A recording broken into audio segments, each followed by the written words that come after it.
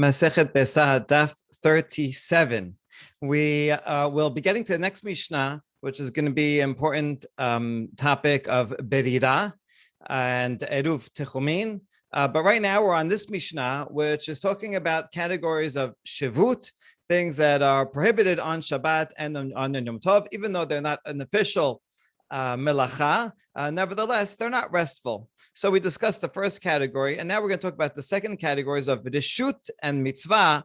Reshut is something that is a good thing to do. It's like a slight mitzvah. For example, making a judgment or kiddushin. And then mitzvah is a full-fledged mitzvah. And nevertheless, these are things that one may not do. So we're going to discuss each one in turn. And the Mishnah ended with a general rule that Shabbat and Yom Tov are equal, except for food preparation. And we'll discuss that rule as well. So we begin with the topic of Elu min hadeshut. These are things that are optional acts. They have an aspect of mitzvah, but not a complete mitzvah. And the first one is that one may be a judge, lo danin. Mitzvah kabid. Hold on, that is a mitzvah to be a judge, to issue justice. It's amazing mitzvah. So why are you saying it's optional? Maybe it's talking about a case where there's another person who is even more qualified to be a judge. So it's not a specific mitzvah that I have to deal with this case. It's good, it's nice if I do, and that's why it's categorized in this here. Although it wouldn't matter, even if I was the only judge in town, it still would not be permitted to judge on Yom Tov. Velo mekadeshin beha mitzvah kabid. If I'm a betrothed woman, that's also a mitzvah. So why are you calling this in the category of reshut? So the answer is la siricha ditle isha ubanim. Maybe the person already has a wife and children, and therefore he fulfilled peru urvu, and in that case he can get remarried afterwards if he lost his wife or whatever. But in that case, there's no mitzvah specifically to do that. Because he already fulfilled his obligation of Peru Urvu. And now there are other statements in Chazal that say even if you had kids when you're younger, you should have kids when you're older. Or who knows who will succeed? But that's beyond the letter of the law of Peru Urvu. That's extra credit. Also, you can't perform chalitza ribum v'hamitzvah ka'abid. Those are also mitzvot. Oh, it's talking about a case where this person is not the older brother. Generally, the oldest brother has the primary mitzvah to do yibum, and therefore the younger brother, for him, it's called a reshut. If the older brother, maybe it would be categorized as mitzvah. Nevertheless, it's not allowed either way. And since we talked about yibum, so we included chalitza also in this case. Although actually any brother can do chalitza. Now, all of these, what's the reason? What's wrong with doing any of these things on Shabbat and Yom Tov? They're not melacha, you're not growing anything. So the reason is they're all a gezerah that you may come to write. Writing is a full-fledged gezerah. And if you're going to go and do kiddushin, okay, you're going to want to maybe write a shtar. So all these things involve, if you're making a judgment, you're going to write down your judgment. So all these cases involve writing, and you may do that on Shabbat Yom Tov. Therefore, refrain from doing it at all. Good. Now, ve'elohen mishum mitzvah. The last category, full-fledged mitzvot, lo makdishin v'lo marichin v'lo macharimin. Various types of donations that one would make to the Bet HaMikdash. It's nice to do that, but not on Shabbat and Yom Tov. Why? Gezerah mishum mikach mimkar. It's a gezerah because you may come to make commercial transactions. I said, oh, look, I just evaluated the worth of this item and donated it to the Bet HaMikdash. Oh, now let me evaluate something else and then go sell it on the market. And that would be a problem. Now, what would be the problem? Buying and selling is not actually one of the 39 melachot. Those are only prohibited themselves as a gezerah that you may come to write a receipt. And so this looks like it would be a gezerah, ligzerah. If I donate some to Bet HaMikdash, I may come to buy and sell. If I do that, then I will come to do buying and selling. There's two answers to this. One is that buying and selling is more strict than just a regular Rabbanan. After all, is mentioned in Nevi'im, Ketuvim. It's mentioned Nehemiah. Don't go to the market to sell things. Mentioned Yirmiyah. So therefore, it isn't Tanakh. So it could be worthy just because of that, not to be allowed. Or you could also say that this is all included. This is also a commercial activity that you're evaluating this worth and doing something with money. So this itself is a problem. If you allow this, then you will also come to right, similar to the previous categories. All right, now Pishita, you can't give to the Mama said. Oh, don't we know this already that you can't give to the Mama said? You're taking something that was unusable and making it usable, it's repairing. No, the extra chidush is that even if I'm going to give it to the Kohen on that very day. And so I might think, since on Yom Tov, I'm allowed to do food preparation. So therefore, I may think that it will be permitted to remove terumah and give it to the Kohen so that he can eat it. Nevertheless, no, you're not allowed to do that. You should have given it to the Kohen the day before when you finish processing that produce. Now,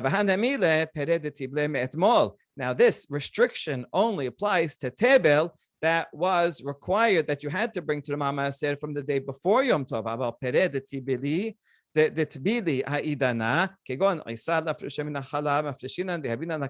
But if it's something that only became tebel on the holiday itself, for example, if I made dough and now I have to give challah, so I couldn't have done that before because I didn't make the dough before, and I'm allowed to make fresh dough on Yom Tov. So that I am allowed to give a kohen, to give to the kohen. Whereas other things that would involve processing the wheat and putting it in storage, that or those are all things that I couldn't do on Yom Tov anyway. I should have had to do them before. So in that case, those cases only one has to give terumah before Yom Tov. Now, that's a general question on these three categories that you mentioned. First, we had shivut, and then we had reshut. Wait a second. These things that you called reshut, are they not also shivut? Shivut means anything that is not restful. And truth is, everything mentioned in the Mishnah are not restful things to do, not appropriate for the spirit of Shabbat. So why are you calling it that this is an optional type of activity? And that sounds like it's not a problem of shivut. And the third category also, that you call them that they're all mitzvot. So they're mitzvot and they're not shivut, and they're not things that will go against the restful nature of Shabbat. Why you categorize them as three if they're really all shivut? Oh, in fact, we're talking, the Mishnah is structured in a this, not only this, and even, and of course the next one. And not only that, of course, the next one. Right? Not only just a regular shivut that is prohibited. This is just a regular activity like climbing a tree where there's no mitzvah at all. It's just you feel like doing that. And that is prohibited. And since that's prohibited, then all the more so. So something that has actually a little bit of a mitzvah to do, like judging, that maybe you'll think, oh, it's a little better. No, that's also prohibited. And not only is something that's a little bit of a mitzvah, a minor mitzvah, prohibited to do, even a full-fledged mitzvah like giving terumah also is prohibited. So so it's actually building on each other. The first category is shivut only, and then we add, and not only that, but also the next category, and also the next category of reshut and mitzvah plus shivut. So that explains that, in fact, everything in the Mishnah is because of shivut. All right, now to the last statement in the Mishnah that gives a general rule that anything is prohibited on Yom Tov is also prohibited on Shabbat, except for preparing food. That's allowed on Yom Tov. What mean? But here we have an exception. Just in the previous Mishnah, when I don't have to go very far, you could have found other exceptions, but this one is right here in the same chapter of Mishnah. We saw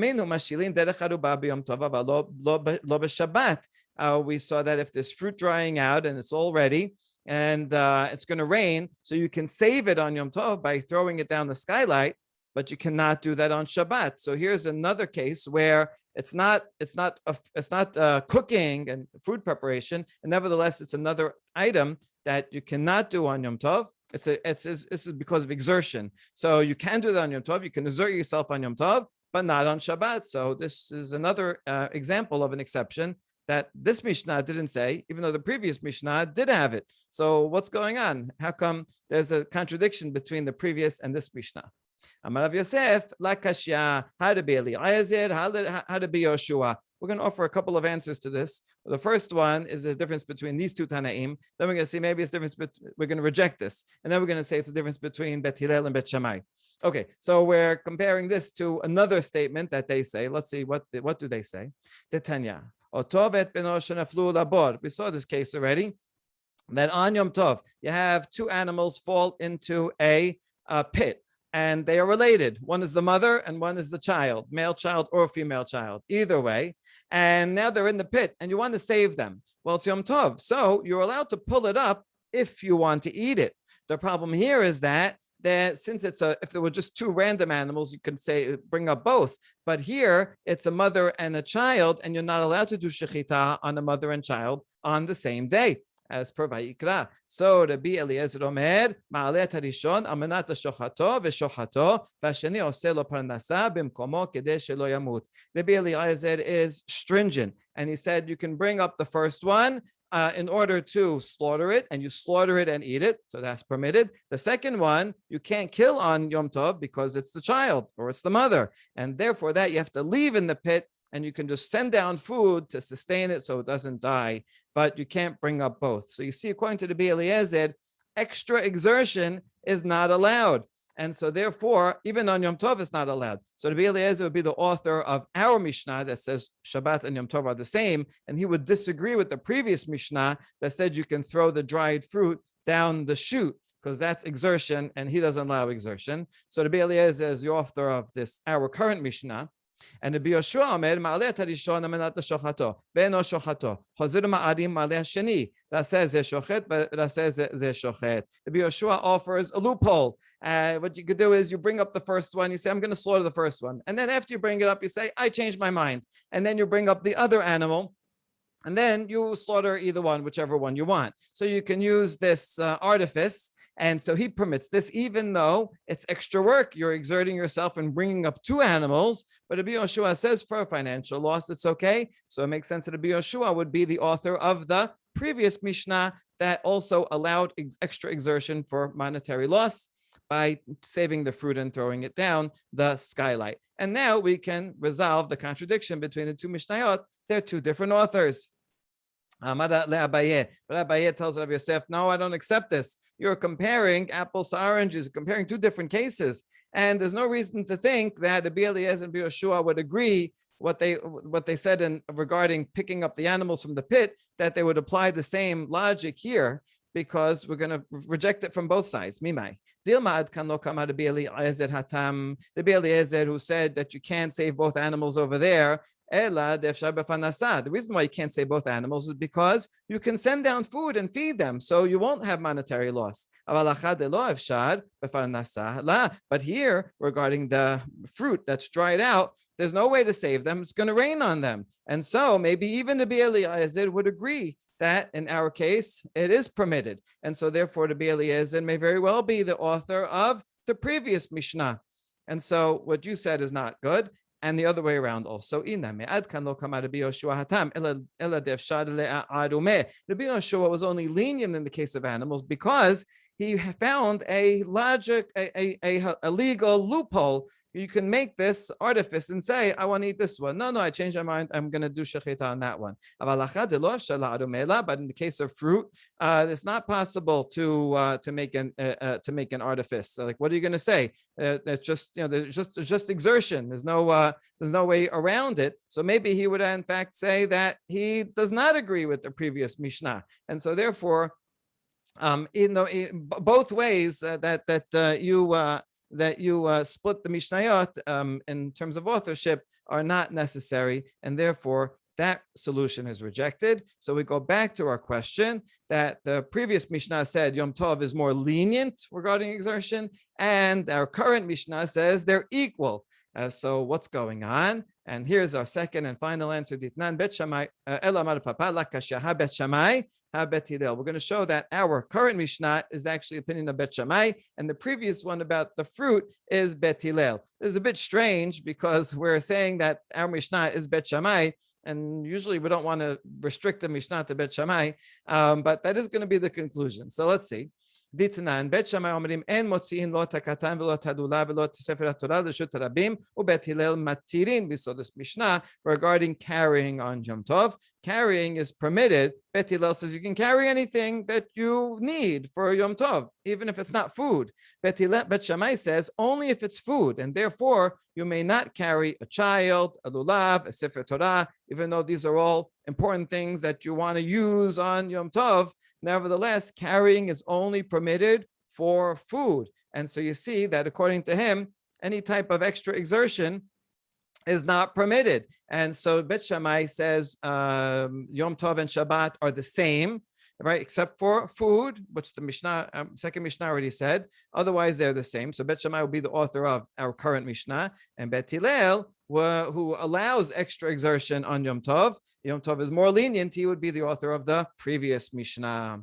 And now we question this. Dilma lo hiad lo kama ka'amre Bet Shammai hatam ela ahosa'a aval tiltul la. Wait a second. Maybe Bet Shammai would make a distinction between carrying outside and there he would equate Shabbat and Yom Tov. But maybe if for tiltul, moving things like moving that produce, so that fruit from one place to the other, which would be mukseh, now you're moving it, maybe in that case, he would be more lenient. And so we can't necessarily say that he would not agree with the previous Mishnah. And we answer, no, there's no reason to make a distinction between the tiltul and hotza'ah, because actually they're both the same category. If you're going to carry something outside, first of all, you have to pick it up first, so you're going to have to move it. And in fact, and this is something very important for understanding mukseh, the whole category of mukseh is established to prevent people from carrying outside. In other words, the rabbi said, let's make sure that people move as few things as possible in the house, only things that they need and they're going to use, but don't just go moving random things and things that are prohibited, because then once you have it in your hand, you're going to say, oh, I should take this to my neighbor, and you're going to carry it outside. And so therefore, really, they're all within the same conceptual category. Okay, this is a very interesting reason for mukseh. There are many reasons and other places given for mukseh, but this is a primary source that mukseh is within the same category, and because of carrying, and so that if you don't move something, then for sure you won't carry it outside. So this is a good source to remember. All right, and now the next Mishnah is going to move into the topic of eruv techomin, which means that applies on Shabbat and Yom Tov. Our movement is restricted. Torah says that you should stay in your place on Shabbat. And therefore, what does it mean? Your place, your city. So you can walk anywhere you want in your city, and outside the city, 2,000 amot. That is permitted. Beyond that, you shouldn't be traveling. Al yaseh ish memekomo b'yom Shabbat, and applies on Yom Tov as well. Now, the rabbis gave a loophole here called eruv techomin, which means if I know I need to go further east on Shabbat, I have to go visit someone, and so I want my techum to be 2,000 amot outside the city to the east, that to be my place, so I can actually walk 4,000. So I don't have to, if I go there and stand there at the beginning of Shabbat or Yom Tov, then that would be my center point, so I could walk 2,000 mot around that, which is 4,000 east of the city. But here the rabbi said, I don't have to go and stand there. I could put a meal there. And the meal is like a virtual place. It's like making a VPN, if you know what that is, right? So even though I'm here, my computer is as if it's over there. And so too, wherever my meal is, that's where my place is going to be. Okay, so we know that law. Now our Mishnah is coming to add something else, which is that the laws of Techum apply not only to my body, but also to all of my possessions and animals. If I have a shirt and I'm in the city and I make a techum to the east, and then I decide to lend my shirt to someone else and he made his techum to the west, so that person cannot take the shirt with him to the west because it's my shirt. And if I had it on me, if I owned it at the beginning of Shabbat and Yom Tov and they gave it to him, on Shabbat Yom Tov, then he cannot take it outside of my techum. So my techum includes all of my possessions. So this is very interesting, and it's going to bring up a lot of interesting theoretical cases. Test the law. So the animals and all vessels are like the feet of the owner. Feet meaning wherever I can walk, so too I can take any of my possessions, and so too anyone else can only take my possessions to those places. If I made it to the east only, then no one can take my possessions to the west. So here's an example. If I give my animal to my son or to a shepherd, this would be like dog walkers today, right? Then they would take it for me. So they want to go and take it out for a walk. Nevertheless, they can't take my animal out of an area where I myself would not be able to walk. So that would be limited. Now,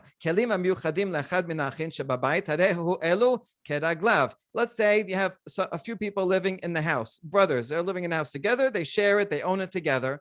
So if you have things that are particular to this and that person, I have my shirts, my brother has his own shirts, and we don't share. These are mine, and those are his. So then each thing would go according to the tichum of that person. So if I am wearing my own shirt and I made a tichum to the east, so I can take it to the east wherever I can walk. But items in the house that are not particular to each person, let's say we have a bowl in the kitchen and we all shared everything in the kitchen together. So then the bowl, if I want to take it on the road with me on Yom Tov, so I would only be allowed to take it in the area where not only I can walk, but also all the other people that live in the house can walk. So that if I made it to Chum to the east and my brother who lives in the house made it to the west, since we have joint ownership in the bowl, I can only take it within the overlap of the Venn diagram where we both would be able to walk. All right, and the last case here in the Mishnah, Hashoel keli mechaverom erev Yom Tov kedagleh hashoel beyom Tov kedagleh hamashil. And so when does the designation happen? At sunset of Yom Tov. So if you borrow something from me before Yom Tov and I give it and you say, can I have that? Then it goes by the borrower. So because you already borrowed it from before. I gave it to you from before, so even though I own it, but you borrowed it, so since it's yours to use on Yom Tov, it goes by only your tichum. Whereas if you borrow from me on Yom Tov, well then when Yom Tov started, it was in my possession, and therefore it follows only my tichum. Now here's a really interesting case. A woman goes and asks from her neighbor some spices and some water and salt to put in her dough. She's making dough, and now she has this dough, this bread that's made up partly of flour that's her own, but partly of water and salt and spices or in a dish that is from her neighbor. So it's all mixed together. What is the status of this bread? It's limited to where I can walk and where she can walk. And so if we made our tichumin in different directions, then we wouldn't be able to move the bread very far. Rabbi Yehuda poter b'mayim mipnei she'en b'mamash. Rabbi Yehuda is a little bit more lenient regarding the water only, because water, it's not a substantial item. When I mix the water into the dough, then it's gone. It's as if it's not there anymore. So if I just borrowed water from my neighbor and I mixed it in, then I don't have to worry about it. It's just mine, and I can take it wherever I want. So that's Rabbi Yehuda's opinion. All right, very interesting Mishnah. And you can see how this is going to prompt some interesting discussion. So matnitin, delak Rabbi Dosa. First, regarding authorship, it seems that our Mishnah cannot be the opinion of Rabbi Dosa. Why not? The Tanya.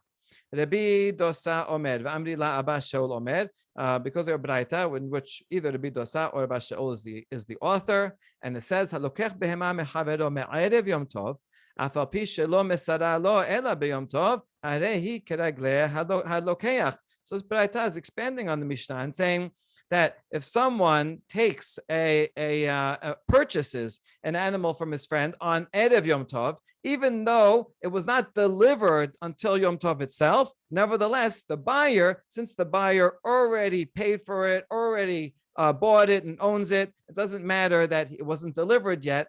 The buyer can take that wherever he wants in his tichum. Goes by the buyer's tichum. The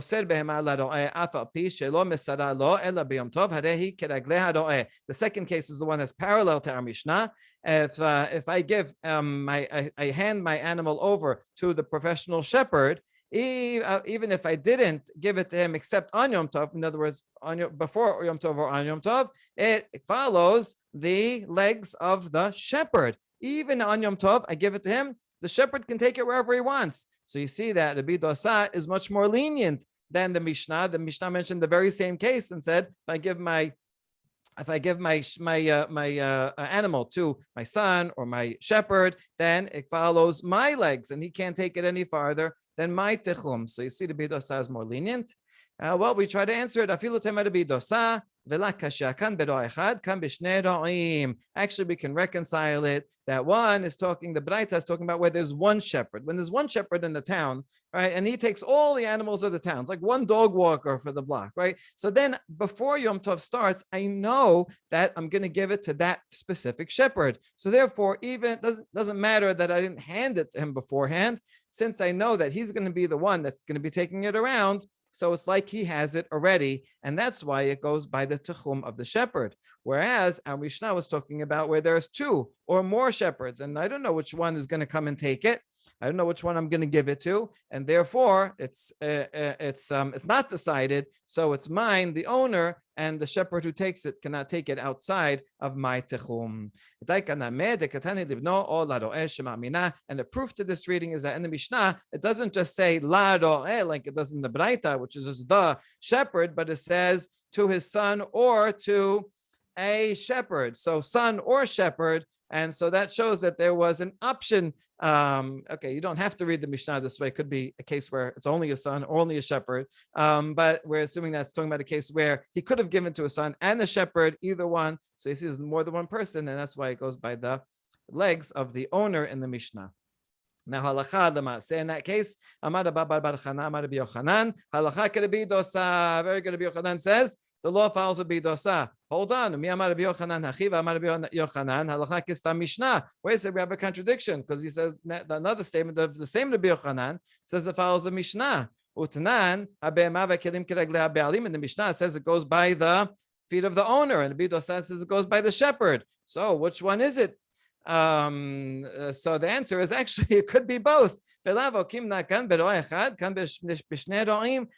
said that we can reconcile the Mishnah with the Braita because one's talking about one shepherd in the town, and there's two shepherds in the town. So in fact, Rabbi Yochanan could have said both, that the halacha is like Rabbi Dosa, and it's also like the Mishnah. It's like Rabbi Dosa when there's one shepherd, and like Mishnah when there's two shepherds, and so there is no problem here. All right, so that's very good that we're able to reconcile it. Okay, and now tenor banan shenayim sheshalu haluk echad beshutafut ze lelech bo shacharit lebet hamidrash veze likanes bo arbit lebet hamishte.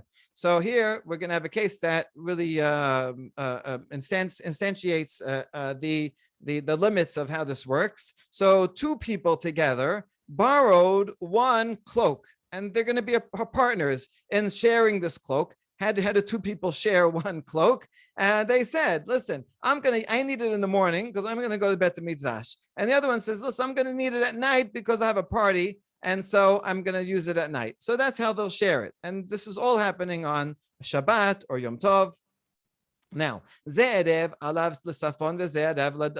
problem is that one of them who's going to the Bet Midrash, right? Let's say this case here. So this is the house with the robe where the two partners are, and the one of them where the robe is, and so one of them is going to the Bet Midrash. He goes this way because his Bet Midrash is this way. So he makes an aruv 1,000 amot away from the house so that he can go that 1,000 and then another 2,000. The one who had the party, his party happens to be the other way, and so he makes an eruv 1,000 amot from the house so that he can walk another 2,000 from his center point. And so now you see the problem. They really can't use it. Neither one can use it for the purpose that they wanted.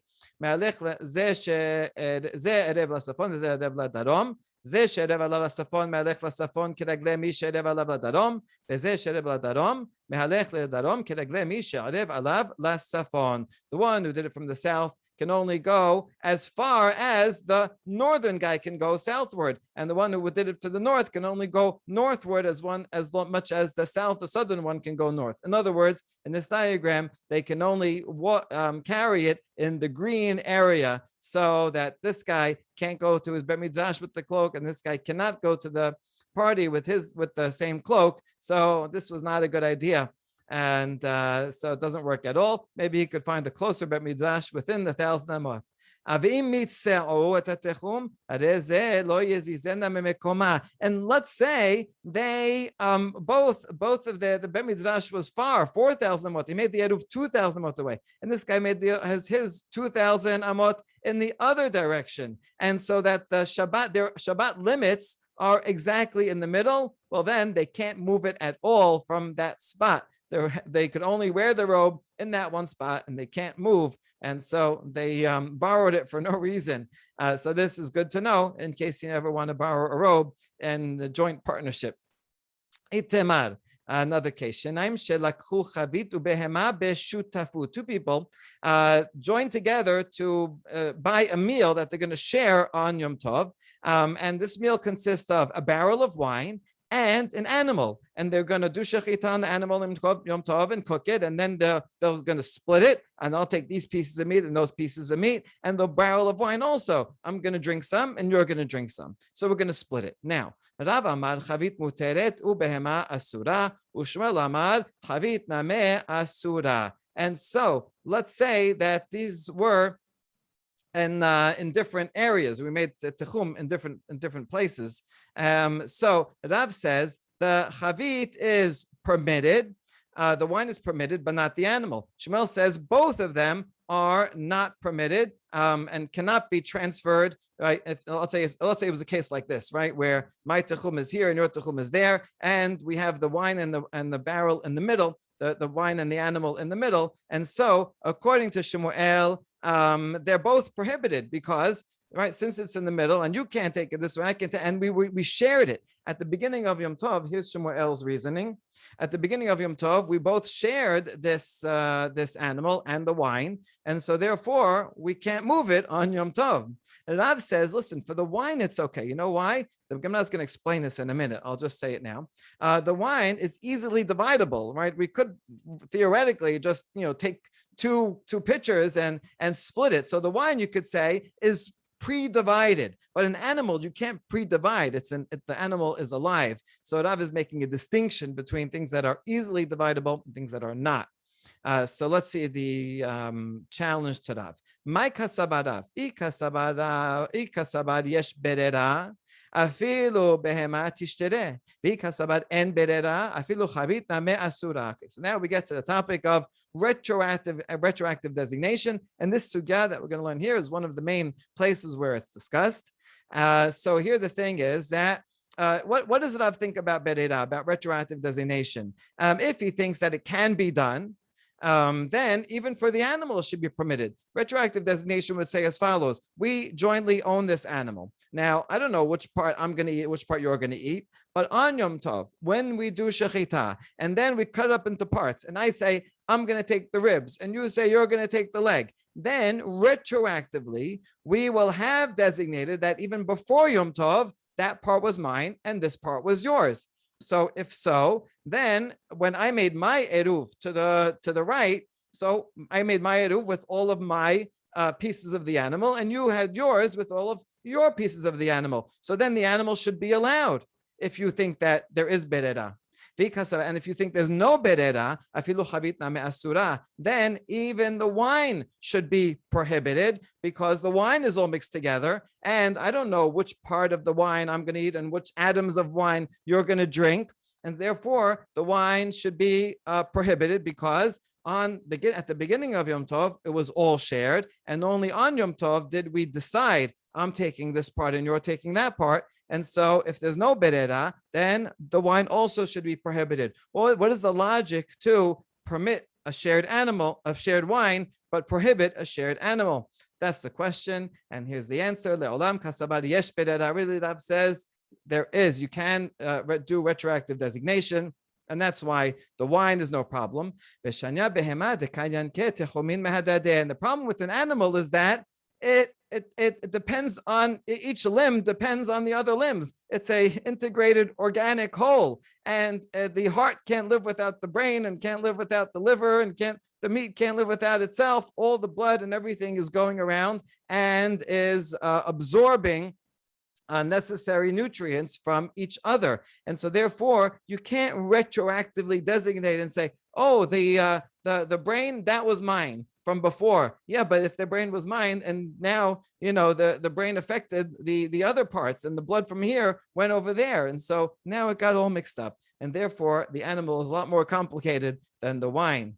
Okay, that makes sense. Amri le Rav Kana v'Rav Aseh leRav le'isur mukseh lo chasheshu le'isur techomin chasheshu shatik Rav. One more challenge to that is, wait a second, they didn't have a problem with mukseh. See, mukseh could also be a question here. If part of this is yours, then it's mukseh to me. I didn't have in mind that I'm going to eat your part, so therefore it would be set aside for me, and it would be prohibited to me. And so here the question is, how come for techumin they worried and not for mukseh? If you're going to worry about techumin, you should also worry about mukseh. And if you worry about mukseh, then the whole thing is going to be good, not even the wine. And so Rav had no answer to this. Okay, this is interesting because mukseh, it's usually if something is edible to you, it's not mukseh to me because someone has use for it. So it doesn't become mukseh to the other person. So there's a lot of discussion, and you can read this long note about this if you like. But we're not going to get into that. Okay, so that now we understand Shemuel. He says, no, there's no berera, and therefore you can't share the wine or the animal. You can only move it in an area where both people can be, or you could eat it on the or right there on the spot. Rav says there is berera. Now we want to know, what do we do? Which one do we follow? Do we follow the opinion that there is berera or that there is no berera? Mai havi ala. Rabbi Hoshaya amar yesh berera. Rabbi Yochanan amar en berera. Okay, so we go back and we see it's actually a more general discussion among these two early Amoraim. Rabbi Hoshaya is lenient, and he says, yes, you can do the retroactive designation. Rabbi Yochanan says no. Now we're going to go back and forth. We're going to try out Rabbi Hoshaya saying that he's the one that says you can do berera. We're going to show a source where he doesn't. So then we're going to say, you know what, maybe switch them around, and Rabbi Yochanan is the one that permits berera. But we're going to try that out and show, no, Rabbi Yochanan has cases where he does not permit. Then we're going to go back to this one, and we'll resolve the problem. So this, hopefully that now it'll be clear. Right now we're saying Rabbi Hoshaya is the one that says you can do berera, retroactive designation. But now we challenge it. We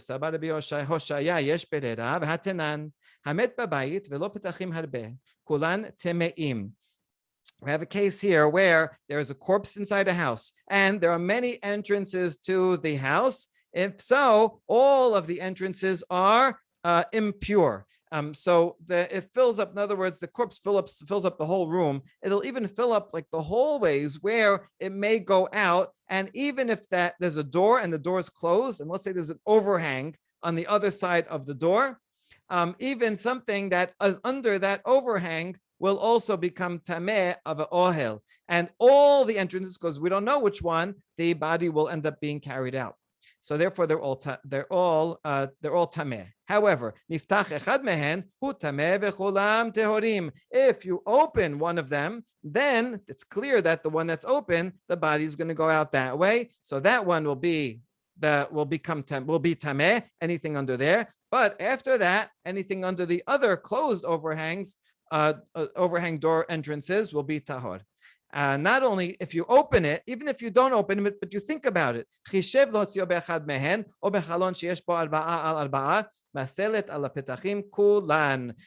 that if you had the body there, and then you said, you know what, how are we going to take the body out? And you decide, I'm going to take it out of that entrance or a certain window.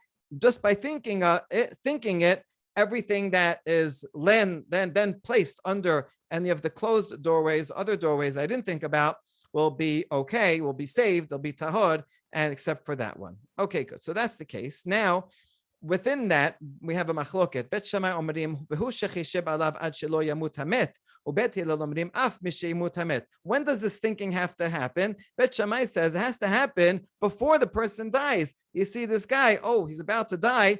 I better prepare. Which way will we take him out? I have in mind it'll be door A.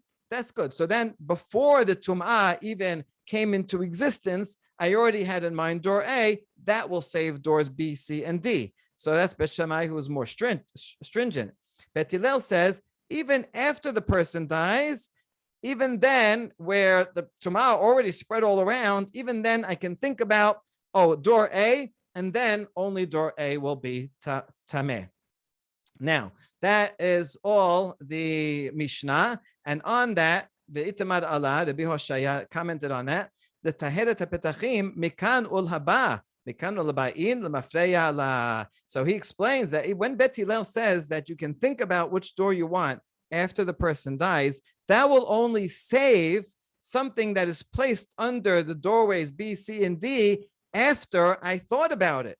But if there was something there before I thought about it, then no. So what do you see from this? That Rabbi Hoshaya does not have the law of Berera. If he had the law of Berera, then you could say, even though I thought about it an hour after the person died, so I could say, retroactively, that's the one I decided to take it out. So retroactively, something that was under the other doorways should be permitted. But he doesn't say that. He says only from now on. So he does not have retroactive designation. And therefore, Rabbi Hoshaya cannot be the one who says that it's permitted.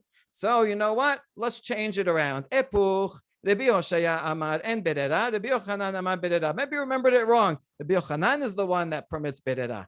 All right, so let's test this one out. Umi it le Rabbi Yochanan Berera. Amar Rav Aseh Amar Rabbi Yochanan. Hachin shechalku lakochot hen. Umachazrin ze laze bayovel. Okay, listen to this case. We're talking about two brothers that received an inheritance, and now eventually they're going to split it between them, and they're going to say, I'm going to take the barley field, you take the wheat field. But right now, before they split it, it's not clear who owns which one. So how do you conceptualize this partnership? Is it that they all own every square inch? Or is that maybe the father had something in mind, some way of splitting it, but we don't know what it was. So in a way, this brother does own part, the other brother does own part.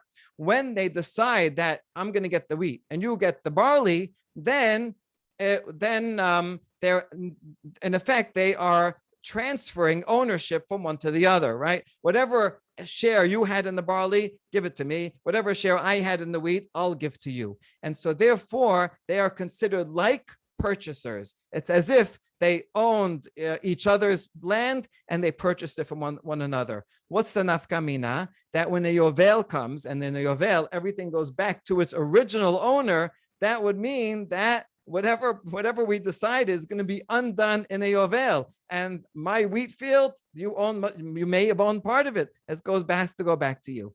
So that's what Rabbi Yochanan said. Now, what you see from here is that he does not have berera. Right, because if you had berera for retroactive designation, then you would say as follows: when we decide I get the wheat and you get the barley, then you know what? Retroactively, we'll establish that that's what their father had in mind, and that's the way it was decided the moment he died. But we don't say that. Because if you did that, then it would not be like purchasers. It would be like that's my original land because I always had the barley and you always had the wheat.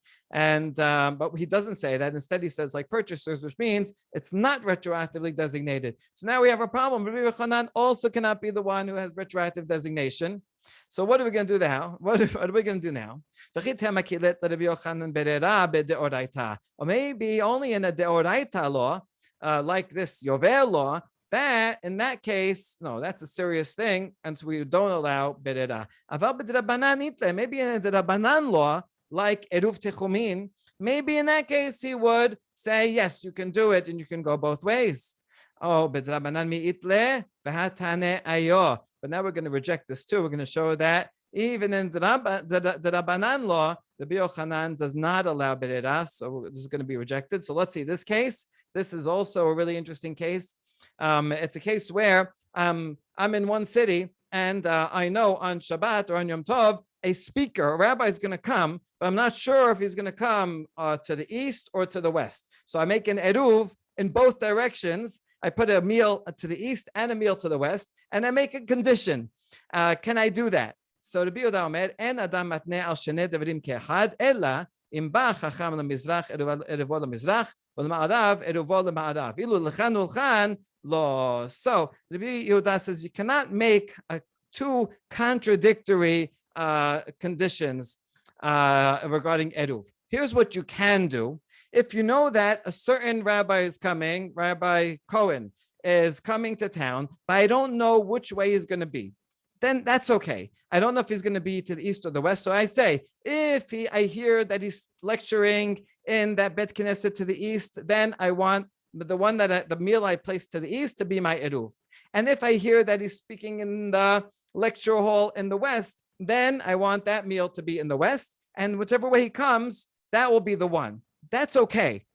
It's not actually retroactive designation because it's one rabbi going from one to the other. But if it's actually two different rabbis, one's coming this way and one's coming to the other way, and I say, on Shabbat, then I'll decide which one I'm in the mood for, that you cannot do because that is mutually contradictory. You could not possibly have had both in mind. And so explaining that,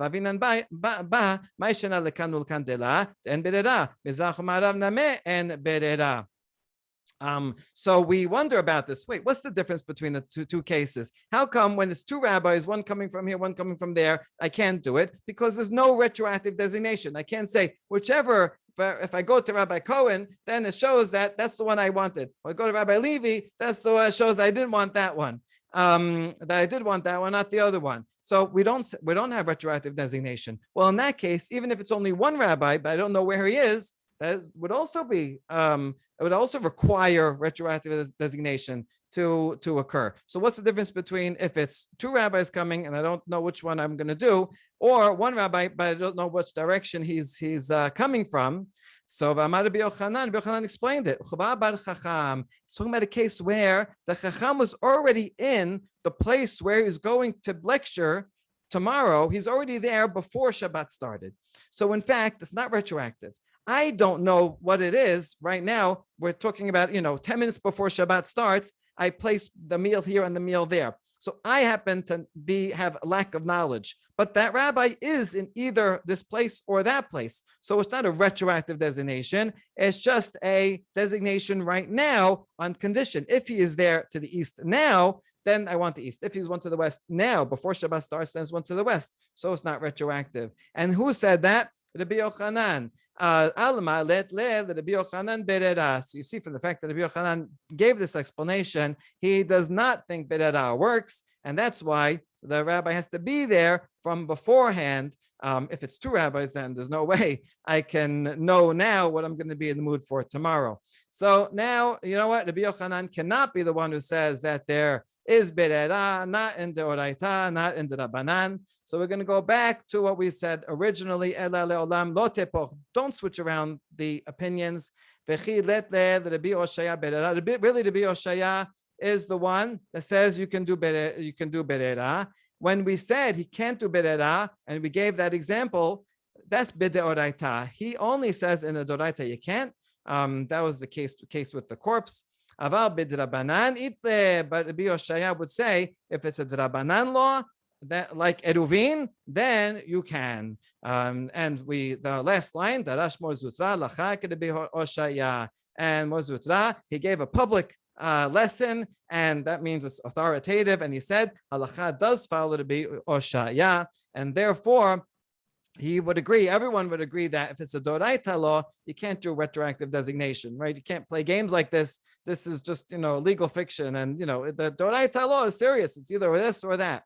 But in the Rabbanan law, so that's more lenient. And the rabbis built into the law. Yeah, you will allow you to decide later which one you had wanted before. And therefore, since the halacha is like Rabbi Oshaya, therefore, if back to the case that we started with, if we have a barrel of wine and we decide to partner in buying it, and now I want to take it this way and you want to take it that way where your tichum is, that would be okay, because whichever pitcher of wine we end up taking, that retroactively will have decided which one was ours even from before Shabbat and Yom Tov. All right, a lot of really fascinating cases today. Baruch Adonai Le'olam, amen ve'amen.